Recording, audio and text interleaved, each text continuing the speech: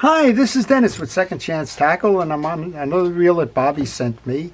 This one is a Berkley reel. It's the number 4201. It's got the handle detached with a message that says repair and service. Well, I like to do as much as I can before I get started in terms of testing. Does the reel spin? It does. Does the bail trip? It does. Spinning it, interesting. I'm seeing this whole assembly spin. We've got a broken cap here on the spool. I don't know if that can even be repaired, but interestingly enough, this is moving. That's not a good sign. This is moving when you hold the rotor tight.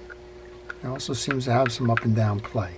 So let's take a look at what's going on inside this reel and see if we can repair and service this. I think you could probably cut the handle off. Let's just have a look here, see what might be going on. This reel is a very popular reel. It's one of these things that's wonderful. It says inspected and assembled in the U.S. from parts made in Taiwan. So that statement there sort of dates this reel to the 1970s. That's when our manufacturers in the U.S. were starting to offshore the reels, and they kind of wanted to assure them that, well, American labor was somehow going to still be involved in it, even if it wasn't making the parts. And that was a short-lived kind of thing. That kind of went away very quickly, and they just started saying made in Taiwan. Well, if you're a fan of old reels, vintage reels, if you're a fan of fishing reels in general, if you'd like to learn about how fishing reels are made, how they were put together, how to take them apart and service them and make sure that they last for a long time to come, then I'm going to recommend that you subscribe to my channel. If you do subscribe to my channel, use that notification button as an alert to let you know when the reels are being published as videos, and you can make a determination as to whether that's something that you want to see or not. While I take the pieces and parts off, I put them into my parts tray. I use the bottom of a fast food container to do that, and that way I know where they are when I go to reassemble. All right, let's open up the cover here and see what we got. I'm thinking that there's some issue going on in here. Not sure what it is. Whoa.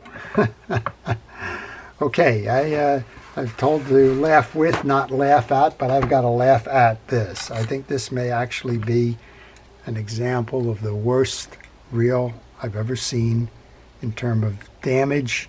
And this one, I can say before we even get started, is beyond repair. There's no way in the world that all of these pieces and parts are available. You can have a look inside the case. We'll take them apart. Kind of use this one, I think, as why does reels fail. But that just is a whole bunch of pot metal made in Taiwan, assembled in the U.S. That's just no good anymore. So what happened to this reel? If reels could talk, right? Something happened here to cause all of this to shatter. And I don't know if it started with a broken piece of a spool up top here. Maybe this thing was banged up and maybe it was snagged on a rock or something. We can speculate all we want about this, but in the end of the day, this is a mess. So let's take it apart and see if we can find it. This is sort of like a fire examiner going into a building after it's been burned down and trying to find out what the cause of the fire was. That's a main gear piece.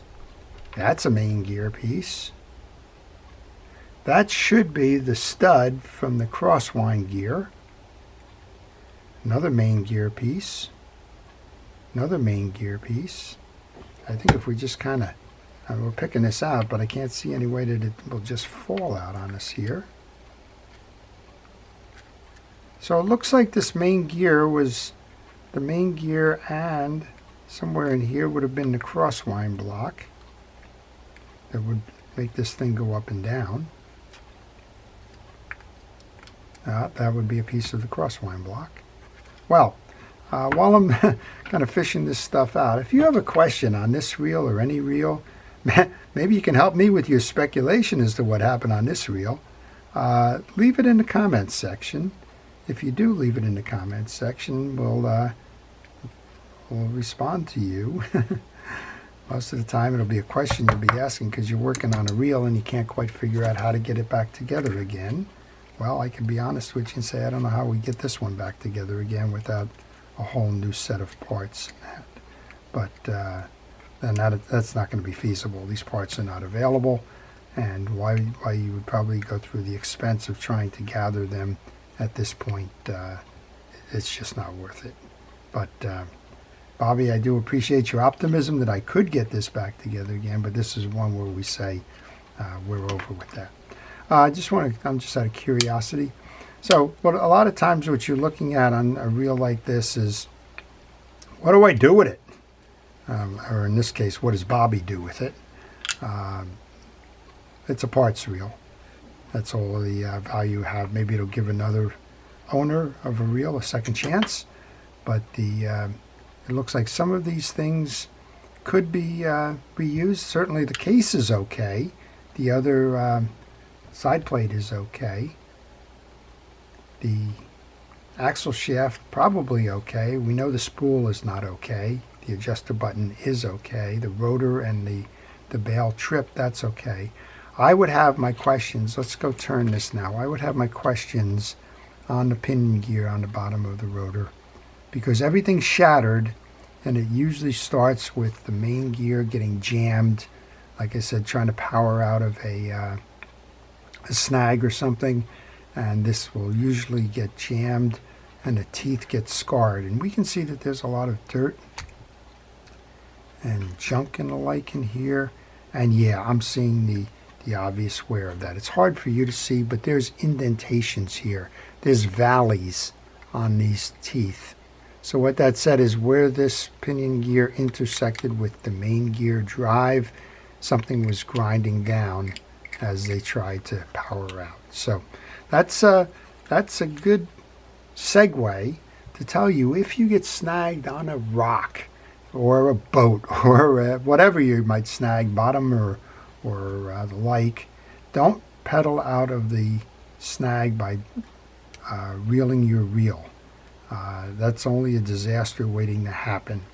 What you want to do is you want to grab the line and knife handle or pliers handle or whatever you may have available, wrap the line around that and manually pull the line to disengage the snag.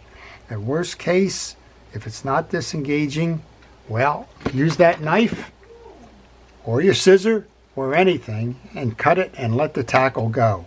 The $5 lure or the whatever it is that you've got attached to this reel is a lot less expensive than dealing something like this where you're going to have to go out and get a replacement reel because this one is no longer any good. So lots of lessons learned here, and probably all caused by something getting snagged up along the way. We could go deeper. We could say, well, it might be caused because that's only pot metal for the gears. Well, if you looked at the reel itself, the reel was designed with a certain level of stress and capability in it. If you're trying to overfish that capability, that could cause that to snap. I can't say that if this was a marine brass gear or stainless steel gear, whether you would have avoided the same issues. You could speculate that that might be the case, but who knows? But lessons learned. Take care of your reels. If you're involved in a snag, sacrifice the stuff at the end of it rather than trying to crank out of it. It won't work, and this is the result that you will get. So I hope you enjoyed it. We all learned a little bit from that, and I guess if we can pass this along as some kind of a parts reel to somebody somewhere who may have the need for a case or an anti-reverse system or a good rotor, well, then maybe you do a good deed for the day doing that. So hope you've enjoyed it. To our first responders and essential personnel, thank you for all it is that you do to keep us safe. Your efforts truly are appreciated.